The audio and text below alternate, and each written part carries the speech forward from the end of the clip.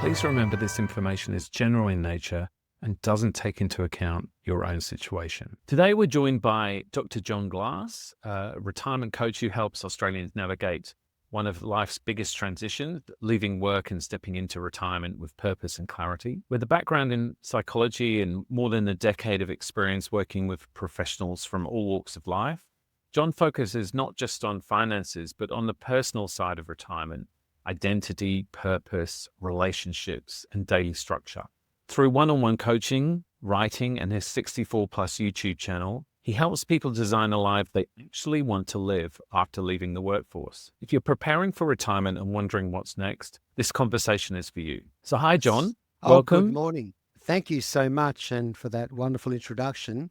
Could I add a few words about my background in addition to what you said, please, Rob?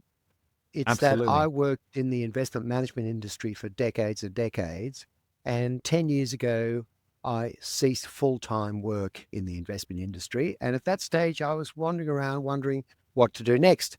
Should I go for another full-time job or not? And in the end, I decided my transition to retirement, because by then I was in my mid-60s, my transition to retirement would be through part-time work. And so I designed this business 64 plus based around exactly what you said, finding the meaning and emotions for clients in their retired life, with a little bit of my own biography embedded in the way that I work with clients. Because to be absolutely clear in terms of what I do, I don't deal with financial planning. I assume the clients have their wealth all wrapped up. I don't deal with their health because they have their doctor or doctors. I'm there to help people with their management of meaning and emotions in retired life, because frankly, you're probably going to live for a long time when you retire. I like to say retirement can last 10,000 days. That's a large vacant room in which to feel fulfilled at one extreme or bored, rigid at the other extreme. And my job is to help people to move towards the fulfillment side of the room, because I feel I've made that move myself to some extent and have the confidence to then help other people to make that same move. Great. So we're going to start off thinking about the mindset and identity. And I wonder, how can individuals redefine their identity after retirement, especially when their self-worth might be closely tied to their careers? Yes, that's a good question. And I'll begin with citing some research from Harvard University, which confirms that a positive attitude to aging improves health outcomes. Now, if you take that as a given, it is research from Harvard University, then where can that positive attitude come from in retired life becomes the question, the one that you've posed. At the center of it all is meaning and purpose. What am I getting at there? Well, when you worked, and I'm assuming everybody listening to this podcast, watching this video, has worked at some stage, your meaning and purpose inside work were very well defined. Otherwise, why did you bother turning up on Monday morning? So you had that meaning and purpose. What will you replace that with when, in my language, you've crossed that bridge into retired life? To locate that personal meaning and purpose is not straightforward, but some of the aspects of that are to be clear about your identity. Who will you be in retirement? Do you want to be a retired person, or do you think there's more that you have to offer yourself in the world? Do you want to be a grandparent? Do you want to be a volunteer? Do you want to ride a bicycle around Australia 3 times anti-clockwise? Who knows? But having that identity is what gives you a chance to explain to other people what you're doing in your life. The canonical question is, oh, okay, Jon, you're retired. What did you get up to yesterday? Wouldn't you love to have a clear answer to that, even a story or two to tell? And it all fits in with a broader sense of having an idea of your current and future life. You know, when we work, it can often be very frantic, and we're so busy either improving our status at work or working on behalf of clients, whatever that might be. But the beauty of retired life is you have time for self-reflection, to think about who you've been, who you are, and who you want to be. You could almost call it design your life.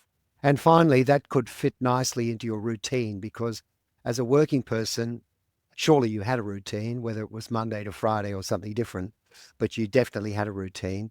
What sort of routine do you want in your retired life? It's sort of up to you. I'm not sure you want to be waking up at midday and turning on Netflix. Maybe you do, but that's not the work that I would be doing with you if you were one of my clients.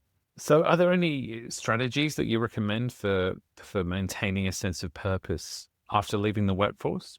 There are many components to that. I think one of the most powerful is to talk and listen, to have full discussions with your family, to talk to your friends, to find out what kind of retirement other people have had, for example, your parents, and just get yourself into a mindset where you spend time contemplating these things. And I like to draw the distinction between wingers and planners. What do I mean by that? Well, wingers are people who wake up in the morning and think, what will I do today?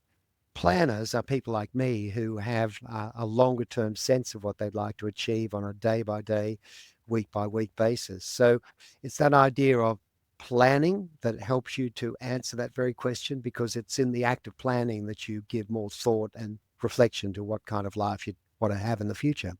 So, yeah, thinking about planners and wingers in retirement, how do these differently approach retirement, and how does that affect their kind of satisfaction? I think it's very much personality driven, of course. I suspect you're one or the other, possibly a mix of the two. But in my experience, it's the planners who are most amenable to thinking through and reflecting carefully on their future life and getting to that essential question I talked about earlier, which is finding their meaning and purpose. And there's a cute way of putting that in the Japanese language. The word is ikigai, and ikigai translates roughly as the reason to get out of bed in the morning, which I did refer to before. I talked about the midday rising phenomenon. I'm not saying that in retirement you need to get up at 5:30 and go for a 200-kilometer cycle, although that might suit some people. But it's that sense of structure, routine, purpose, meaning, ikigai, that all fits together in a mold of having, I think, a fulfilling retired life that could last 10,000 days. Can you talk about the concept of visibility in retirement and how that impacts self-esteem? So in your working life, and I have no idea what the viewers and listeners did in their working lives, but let's take a generic worker. You did have visibility. Perhaps sometimes you wanted to go and hide somewhere, but you had visibility. People knew what you did. You had a clear idea. And to come back to what I said before, if someone you'd never met before asked you during your working life, well, tell me, what do you do? You'd have a clear answer. And the answer may have drifted on for 5 hours until they left the table, but you had a clear answer. So that visibility is something to do with your identity. It's something to do with your meaning and purpose. And of course, in retired life, you may want to literally retire. I believe the origin of that word is in medieval France, when people would retire to a monastery up the top of a hill somewhere and disappear. That's a concept of invisibility. But I think for most people, you want to be visible in some way, particularly if you're helping, if you're giving back to the community in some sort of voluntary capacity, you will definitely want to be visible. And you've talked about routines in retirement, that have the importance of creating a routine. Do you have a tips for people who, have a blank slate after having a work routine for so long? It somehow comes back to this idea of self-reflection. It's the idea of, what did routine mean to me when I worked? Not, oh, I had to turn up at the desk at 9 a.m. on a Monday, not that kind of mundane sense of routine. It's, how did routine permeate my life? Did I enjoy the routine or not? Did I rebel against it?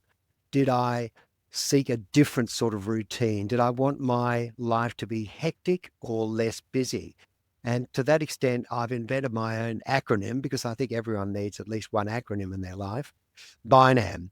Busy is not always meaningful. So I keep circling back to this concept of meaning and purpose. You could be busy in retired life. You can agree to pick up the grandkids from school 7 days a week, et cetera, take them to violin lessons and soccer practice. But is that the sort of busy that you want? So again, you can reflect on your routine as a working person and think through what you want your routine to look like in retired life, because let's face it, you're going to be to some extent your own boss. So you can chart your own course. So structure is important, and relaxation is obviously important for a lot of people in retirement. And that's, the biggest change that they think is going to happen in retirement. How can retirees balance that need for structure and the need for relaxation? I would circle around that a tagline I use, which is retirement, you won't know what it's like until you get there. So that balance between, as you said, perhaps pleasure at one extreme and tight routine at the other, should be negotiated in a flexible mindset. You should set yourself to experimenting with your retirement, in my opinion. And, the first year of your retirement is what is referred to in the retirement literature as the honeymoon period. It's all wonderful. You spend a lot of time reordering the family photographs, going on that trip you couldn't take for the last 10 years, perhaps catching up with friends and relatives. You do all that sort of stuff. That's what they call a honeymoon. But we all know honeymoons don't last forever. So it's after that period that you could give some consideration to how flexible you want to be. Of course, you should have fun in your retirement. Why wouldn't you? But in terms of what you set yourself as your routine to fulfill your meaning and purpose, well, how dedicated do you want to be? Do you want to do it flat out, or do you want to take a month off, and do you want to travel, blah, blah, blah? That's a very personal decision. But I would say the mantra should be flexible, flexible, flexible. Switching to relationships and social life, um, how do you advise retirees that want to maintain or build social connections after leaving the workplace? I will often pose to clients a really cheeky, rude question, which is this: when did you last make a new friend? And people kind of retreat into themselves and find that a difficult question to answer. Why so? Because making new friends, which we all found to be automatic in our school years, perhaps we went to university, in the years of our work life, maybe, wasn't so hard because we were together with people. But in retired life, where there you are, you might have a family, of course, a partner, et cetera, children living at home, blah, blah, blah. Your friendship circle perhaps fell away and deteriorated during your work years because you just didn't have enough time to dedicate to your social circle. Well, guess what? A little bit like your health. When you're retired, you no longer have the excuse, oh, I can't go see the doctor, I'm busy. Now that you're retired, you no longer have the excuse, I'm too busy to see my friends. And that's why I tease with that question, when did you last make a new friend? Now, practically speaking, how might you go about doing that, I think, is the nub of your question. And it's not as hard as it looks. For example, join a course somewhere at a university or a college, or, I don't know, take up cooking. You're going to meet people naturally. Find a hobby. You're probably going to meet people naturally. There are things called men's sheds. Probably the technique that will not work, because I think those techniques have a high chance of success.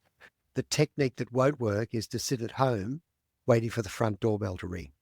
The technique that won't work is to sit in the local coffee shop with your iPhone facing upwards, hoping at the third cappuccino that someone rings you.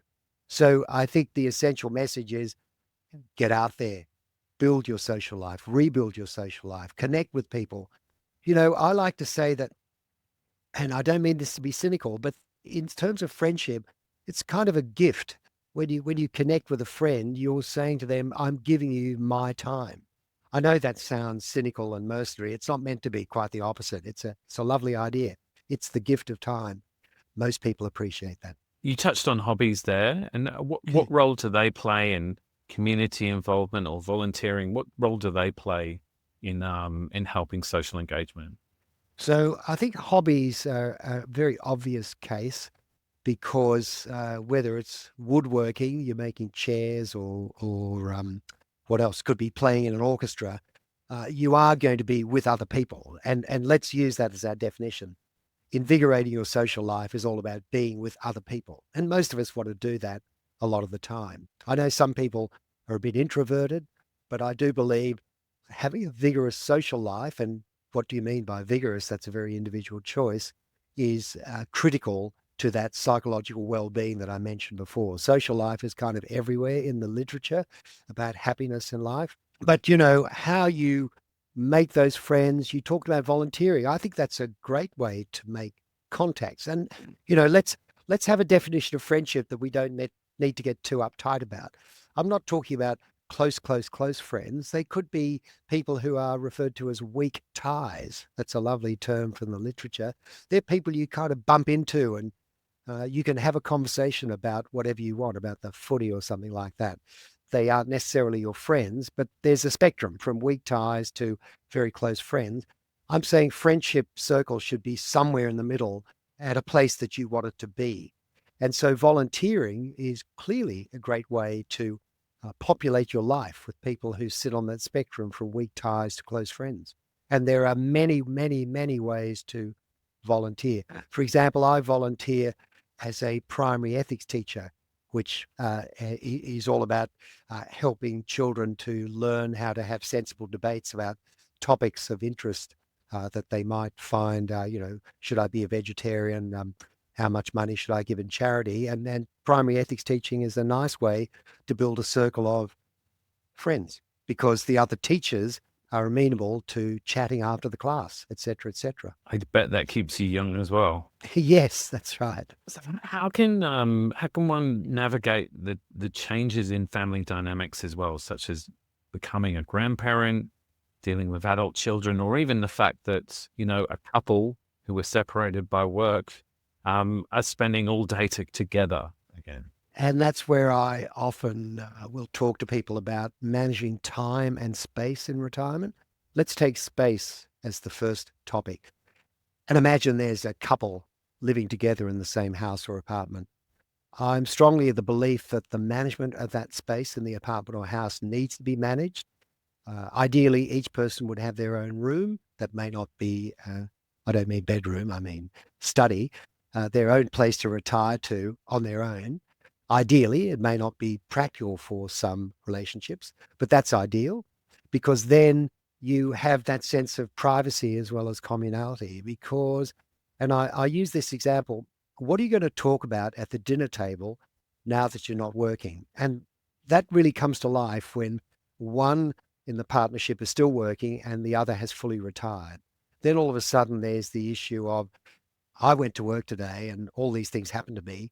What have you been doing all day in the house? Tell me more about your contribution to the family, the house, et cetera, et cetera. And that conversation can get quite difficult and strained at times. So I'm talking about two things here. One is managing the relationship as people move to retirement, but an aspect of that is managing the space of the house or the apartment. But then the second dimension I referred to is time. How much time do you spend together if you do have a partner? When you're both retired, do you want to be together 24 hours a day? Maybe not. Again, going back to Japan, such a cultural inspiration because it's such a different country from ours. They have something called the wet leaf syndrome. And the wet leaf syndrome concerns the Japanese salaryman who finally retires after 40 years of commuting to and from central Tokyo. His wife has been the homemaker all that time. And in his retirement, day number one, he says to her, what are we doing today? And she says, I'm going to the supermarket. And guess what? He's trailing behind her, a bit like a wet leaf on the back of her shoe. That can lead to tension. So this idea of not only managing time and space, but managing separate identities in a relationship. And that extends to children and grandchildren as well. So retirement arrives in different ways for different people. Could you talk a little bit about that? Yeah, because retirement does arrive in many ways. You can be made redundant. You can be dreaming about retirement from the age of 45. You can phase your retirement through part-time work, which was my approach, and transition to a portfolio of activities, which has been my approach. Sadly, you could be ill or incapacitated, or you could reach that age where you can access your pension and you go, now's the time. There's an interesting group, the last one to talk about, called the Never Retire Brigade. They're often self-employed. And if I ask them, some of my friends are like this, when are you going to retire? Their answer seems to come back uniformly, oh, I could never retire. I get all my stimulation, intellectual stimulation from work. So I'll be there, as they say, till they carry me out in a pine box. So this thing about work, and I'll close with this final comment, another matter for the viewers and listeners to think about. As you untie yourself from your work identity and cross the bridge into retirement, what will you miss from work? This is critical because it gives you some self-understanding. A lot of people miss the Monday morning banter around the water cooler. They miss that. They miss a sense of mission and purpose with their work, which I've referred to before. And here's an odd one that you might not think about. They miss the chance to mix with younger people, because at 60 or so, you might find yourself engulfed in a population of 60-year-olds. Nothing wrong with 60-year-olds. Some of my best friends are 60, but we get ideas from younger people, and that probably happened in your workplace. But of course, the flip side, and this is also worth thinking about, is what won't you miss from work? What are you going to be glad to give up? Well, most people will say the 4-hour commute. I won't miss that. Another one, a bit darker, is I won't miss having to fix up other people's messes that they create, because you don't really do that so much in retirement. And then all my clients will say, I won't miss the bureaucracy, which probably confirms the fact that I've never had a bureaucrat as a client. So, Jon, are there some common fears that you see many retirees having? Yes, and I'd like to highlight one, because we've touched on most of the others, I think. No, two. Relevance deprivation syndrome. I think that's a big one. It's not my phrase. It's been around for a long time. People with jobs where they felt they were relevant, important, central, etc., might suddenly find the week after they retire that the phone doesn't ring, the emails have gone silent, and they might feel deprived of that relevance. And the response I give to that is, okay, how can you rebuild relevance outside of a work life? And it can be done. Then the other big one is boredom. 10,000 days I've referred to before. That opens up a very large yawning space in which to be bored. Guess what? You don't need to be bored. There's a myriad of ways in which you can fill your retired life with meaning, purpose, and ikigai. And boredom doesn't need to come along at all. Although a bit of boredom from time to time can be quite a boost to creativity, you certainly don't want to have long days and weeks of boredom. So thank you so much, Jon. There's some great insights there and some great things to think about. How can people get in touch with you or learn a little bit more about how you work? Thank you very much. And I did enjoy the interview. On this last slide here is my website and my email address. Please reach out. Let's have a chat on the phone to see if you want to know answers to any questions you might have, some individual questions that you might have. Everyone experiences retirement differently. I'd love to hear from you. Fantastic. Thanks, Jon. Thank you. Goodbye.